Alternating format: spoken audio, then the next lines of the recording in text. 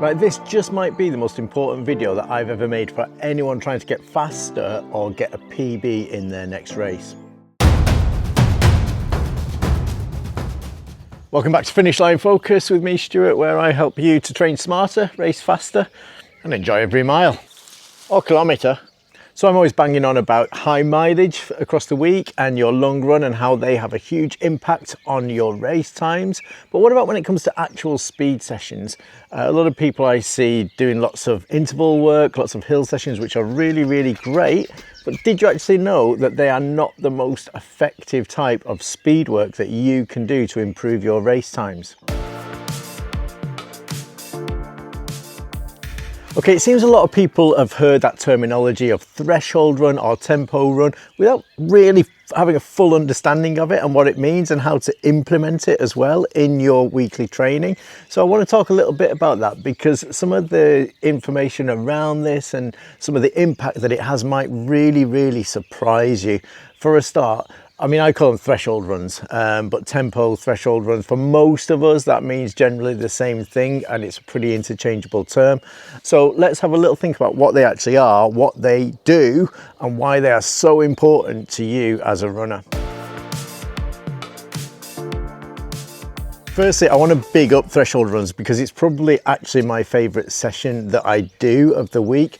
And here are the reasons, because a threshold run is very, very high impact. It's higher impact than hills, it's higher impact than interval sessions, and it has lower recovery cost as well. So you can actually do more threshold sessions and recover quickly and get more miles in through your week while also getting faster and getting your race times down as well. So to me, it's a bit of a no-brainer that we look at the threshold runs and really think about how we can incorporate those in our training schedule. We do have to be very careful with it because it's something that you can get wrong really easily. So if you're going too fast in a threshold run, you end up racing, you end up going faster than the actual pace that's going to be useful for this type of session. Or equally, you can end up going too easy and not really having that effect, and it just becomes a bit of a kind of confident jog really. So let's have a think about what a threshold run is and how we can get it right. So for today's session, I'm doing 3 times 10 minutes at threshold with 2 minutes recovery in between. So in other words, after a warm up, I'll do 10 minutes at threshold effort, recover for 2 minutes, and then just repeat. And I'll do 3 lots in total. Let's see how we go.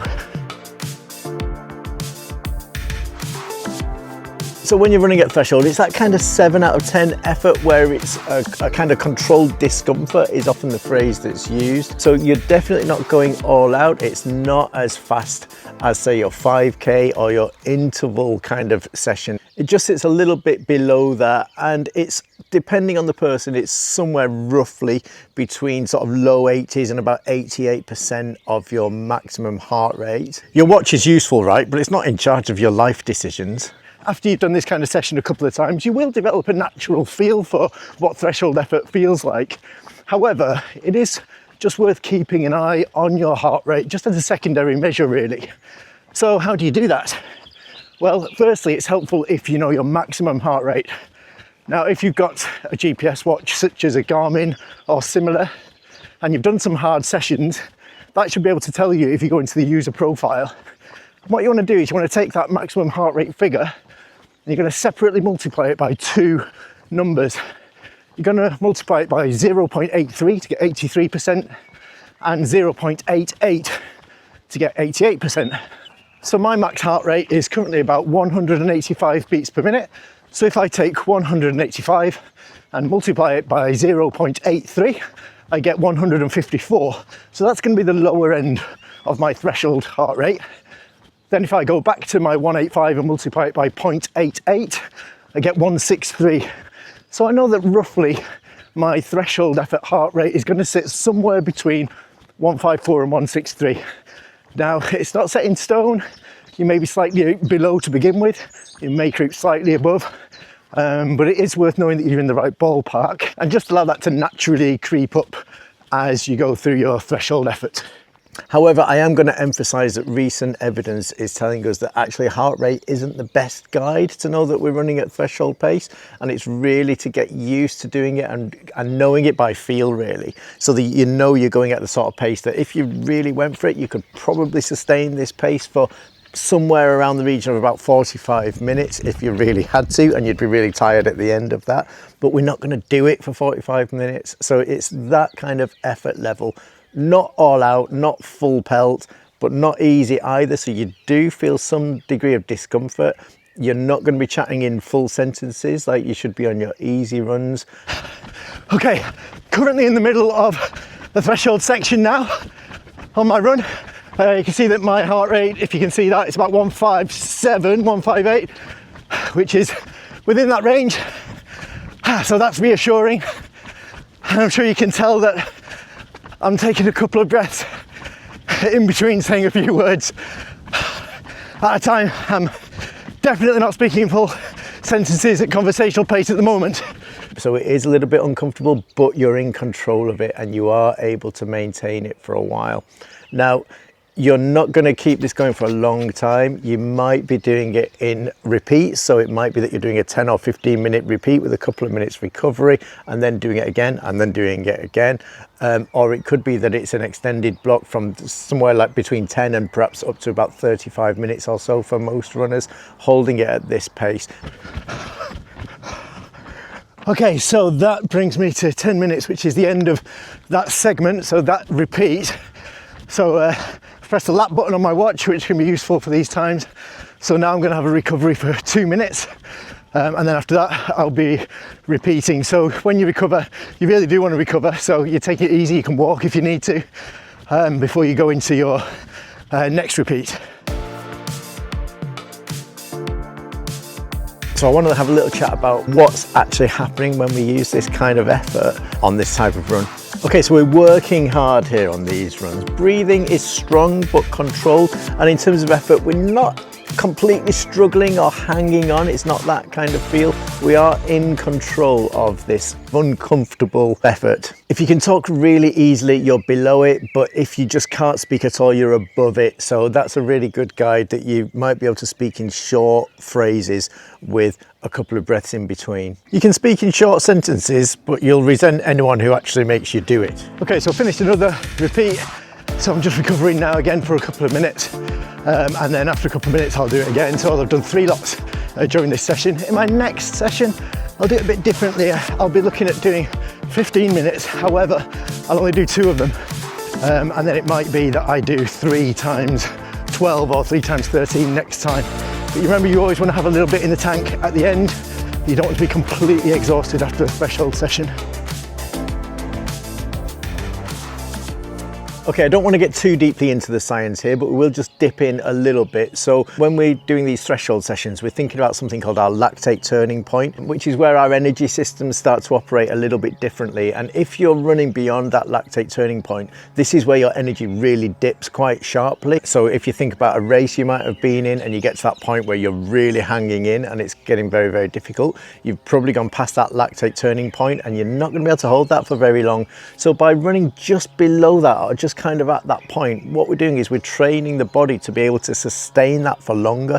So a threshold session teaches your body to be able to run at a good pace, but for a longer period. So when it comes to your race, whether it's a 5k, 10k, marathon, whatever it will be, you're better adapted to being able to sustain that pace for much, much longer periods, resulting in a better finish time for you. Okay, so just to add a little bit more explanation, have you ever had that feeling on a run where your legs are just screaming and you're aching and everything is just telling you to stop or slow down?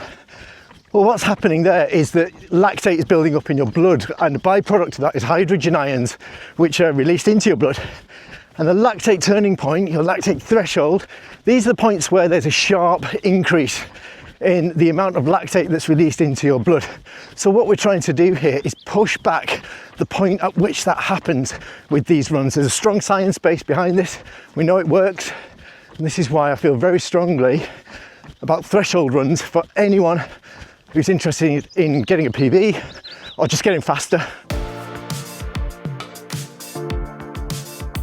So if you're just starting out with threshold efforts, I would always warm up first. So for me, it's typically around 15 minutes with a bit of a jog and some drills in there. But then if you're doing this for the first time, you might want to try something like 5 minutes at about threshold effort, then slow right down for a nice easy 2-minute recovery, and then do it again another 5 minutes, recover again for a couple of minutes and repeat again. So you might do 3 times 5 minutes.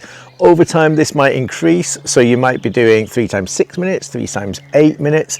And as you go on a little bit longer, you might start doing 10 minutes, but just a couple of those. So you might do 2 lots of 10 minutes, and gradually increasing using that kind of pattern in terms of how your repeats look like with your threshold efforts. Over time, it's useful if you can be getting to the point where you're running 20 minutes continuous effort. And as you go further and further, that can extend even further as well. And this is where you really get that big difference in your overall running, in your pace, in your comfort, and actually in your enjoyment of running as well. I mean, it is worth pointing out that during threshold sessions, this is a quality workout that's going to make a difference. You want it to count.